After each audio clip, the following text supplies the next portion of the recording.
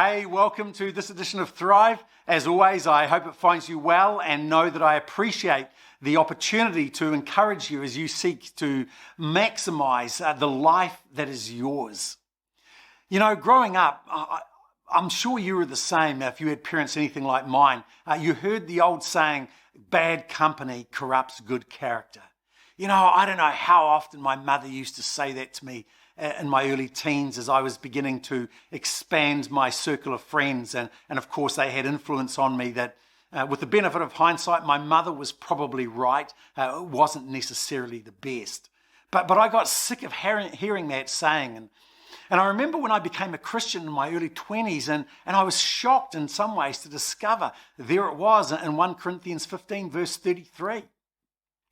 And yet there's a lot of wisdom in it, isn't there? You know, we've taken it to heart as adults, even if we push back against it as teens growing up, because we've come to realize that it is important to choose our friends wisely, that we need to think carefully about the types of people that we surround ourselves with, that it's so easy to surround ourselves with people whose values, whose moral compass, whose outlook on life is such that it could easily undermine our sense of identity, our own values, our own purpose in life, and lead us astray. But one of the things I've come to appreciate as I have grown and hopefully matured in life is that it's good to surround ourselves with people who share our values, who share our worldview, who want the same things in life, who, even if we may agree on or disagree, on some things, we agree on the essentials. And I think it's good like that.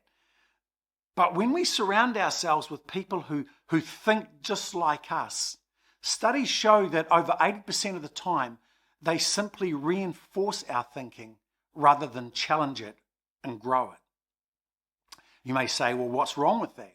You know, what's wrong with having people simply reinforce our belief system, reinforce the values that we have?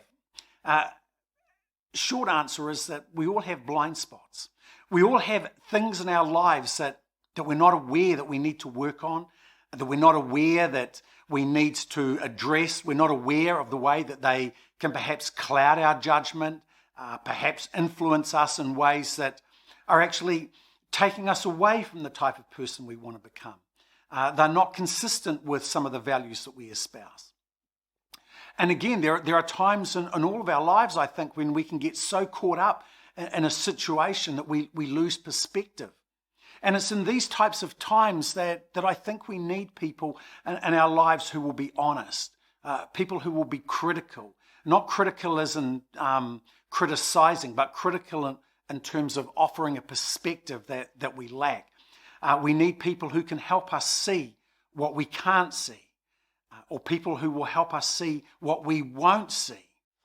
And the reason I say that is I think we need people in our lives who will challenge us, people who will help us step back from the well that we're staring into in order to help us regain perspective. I think in all of our lives, whether our lives are going well or whether we are encountering a bit of turbulence at the moment, I think that the natural tendency is for us all to look over the edge of the well and to gaze at our reflection. Either it tells us we're doing really well, we don't need to change, and it lulls us into a false sense of security, or we see woe as us, and it shapes the way that we see other people.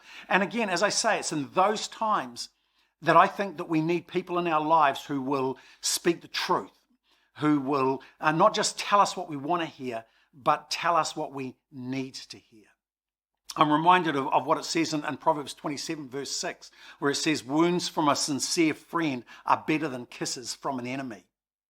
You know, sometimes we need our friends to say some things that we don't want to hear. Sometimes we need our friends to tell us the truth.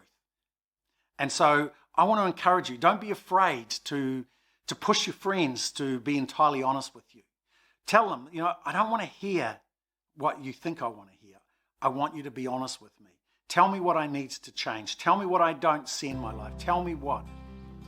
And as you take that counsel to heart, I guarantee you that not only will your perspective on yourself, on life change, but as you process that and act on it, you're going to end up taking steps towards becoming the person you want to be. So that's my encouragement for you. I hope it's helpful. Be interested to hear your thoughts on it. As always, God bless. Look forward to next time.